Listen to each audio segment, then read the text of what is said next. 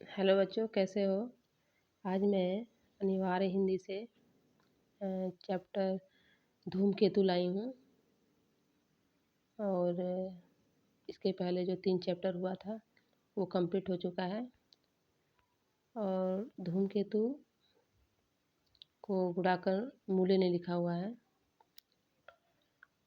तो हम लोग इनके भी बारे में पढ़ेंगे मिलाकर कि इनका जन्म कब हुआ है, इनके बारे में क्या क्या शिक्षा कहाँ से लिए हैं, क्या क्या लिखे हैं, थोड़ा सी जानकारी इनके लिए हम लोग लेते हैं।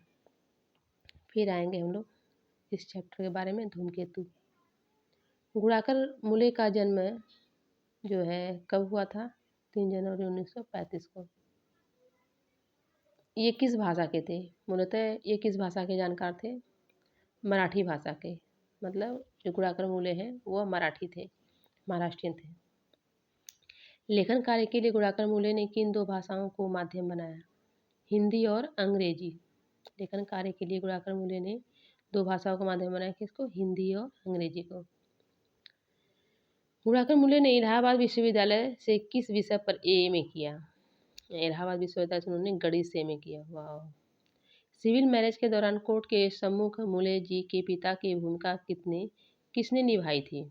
सिविल मैरिज के दौरान कोर्ट के सम्मुख मूले जी के पिता की भूमिका किसने निभाई थी? बाबा नागार्जुन ने।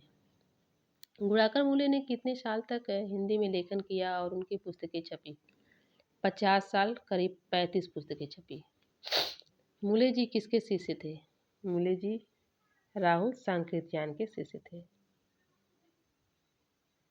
मूले जी ने हिंदी में कितने लेख लिखे? करीब 3000।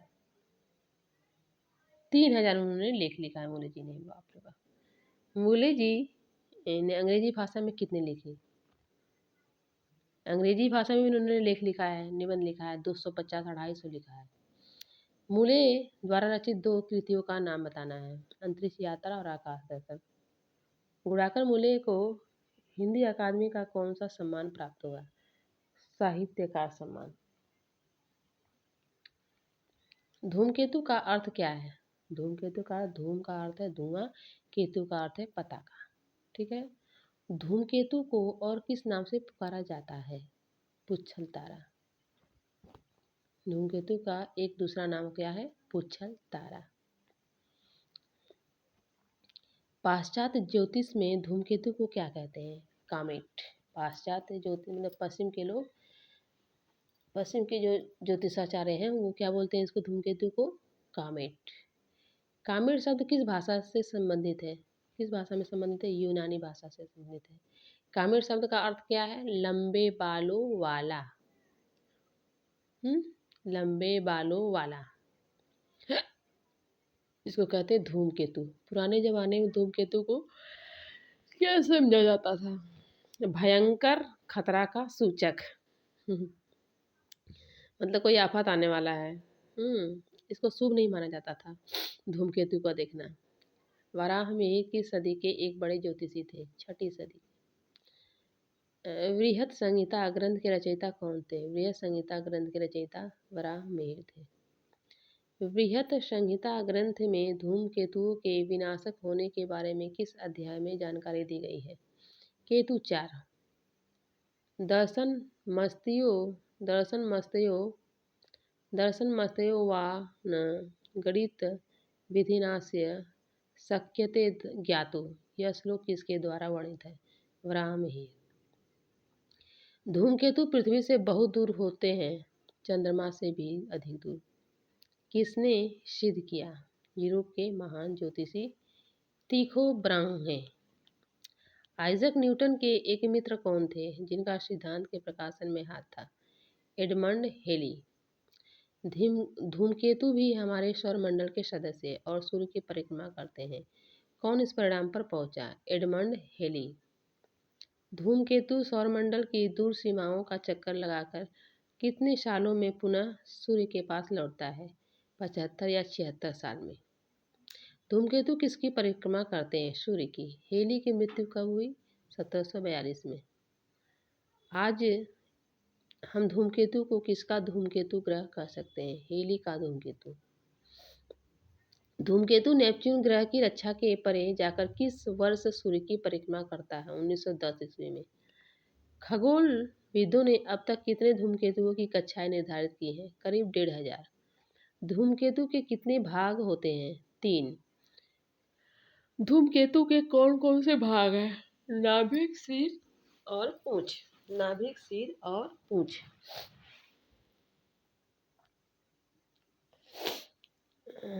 नाभिक का व्यास कितना हो सकता है? आधे किलोमीटर से 50 किलोमीटर तक। धूमकेतु के नाभिक किससे बनते हैं?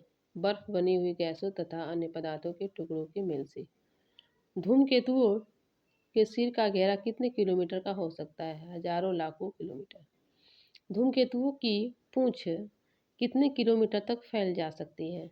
20 करोड़ किलोमीटर। धूमकेतुओं की पूंछ किस कारण फैलती और चमकती है? सौर वायु अथवा विकिरण के प्रभाव से। धूमकेतु की पूंछ सूर्य के किस दिशा में रहती थी? विपरीत दिशा में। वियला का धूमकेतु कितने साल में सूर्य का एक चक्कर लगाता है? करीब साल। वियला का धूमकेतु कितने ईस्वी को देखा गया है? 1832 ईस्वी और 1839 ईस्वी में। क्या सभी धूमकेतु सूर्य की नज़दीक से परिक्रमा करते हैं? नहीं। कुछ धूमकेतु का नाम लिखिए जो ग्रहों के परे से चक्कर लगाकर लौटते हैं। बृहस्पति, शनि, यूरेनस और प्लूटो। सारे धूमकेतु किसके सदस्य हैं? सौरमंडल के। क्या किसी धूमकेतु के पृथ्वी से टकरा जाने की संभावना है? नहीं। जहाँ तक धूमकेतु जाते हैं वहाँ तक किसका विस्तार है? सौरमंडल का। विंस हेली नामक 2 यान अंतरिक्ष में किसने भेजे? सोवियत संघ ने। यूरोपीय अंतरिक्ष एजेंसी ने जो यान हेली के धूमकेतु के पास भेजा उसका क्या नाम था? सॉरी, जोते। जापान ने अपने कितने यान हेली के धूमकेतु के नजदीक भेजे? 2 यान।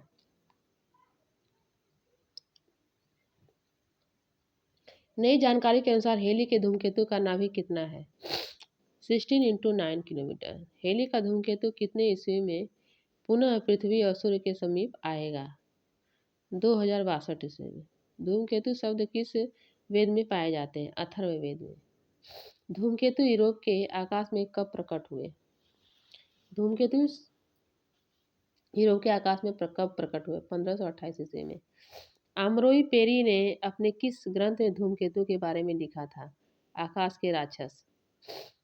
यह धूमकेतु इतना भयंकर था कि डर के मारे कई लोग मर गए और बहुत से बीमार पड़ गए। यह पंक्ति किसकी पुस्तक से उद्धृत है? अमरोई पेरी की। प्रस्तुत पाठ किस विधा की रचना? निबंध। धूमकेतु सौरमंडल के सदस्य हैं, यह किसने सिद्ध किया था? एडमंड हेली ने। हेली ने स्वयं कब धूमकेतु देखा था? 1682 ईस्वी में। धूमकेतु पुनः कब प्रकट हुआ? 1986 में। धूमकेतु का अधिकांश द्रव्य कहाँ होता है? नाभिक में। धूमकेतु किसके ताप से गर्म हो जाता है? सूर्य से। छोटी अंडाकार कक्षा में सूर्य की परिक्रमा करने वाले धूमकेतु को परिक्रमा करने में कितने साल लगते हैं? 3 से 10 साल। खगोलविदों ने धूमकेतु की जगह पर किसकी वर्षा देखी है? उल्काओं की। धूमकेतु किसके प्रभाव से अपनी कक्षा बदलती है? बाहरी पिंड से। सोवियत संघ ने अंतरिक्ष में जो 2 यान भेजे हैं उसका क्या नाम था? वीनस और हेली। दोनों को मिलाकर विहे है। हेली के धूमकेतु के नाभिक का चक्रण काल कितने घंटे का होता है? 54 घंटे का। हेली के धूमकेतु की पूंछ का सृजन कौन करता है? धूल और गैस।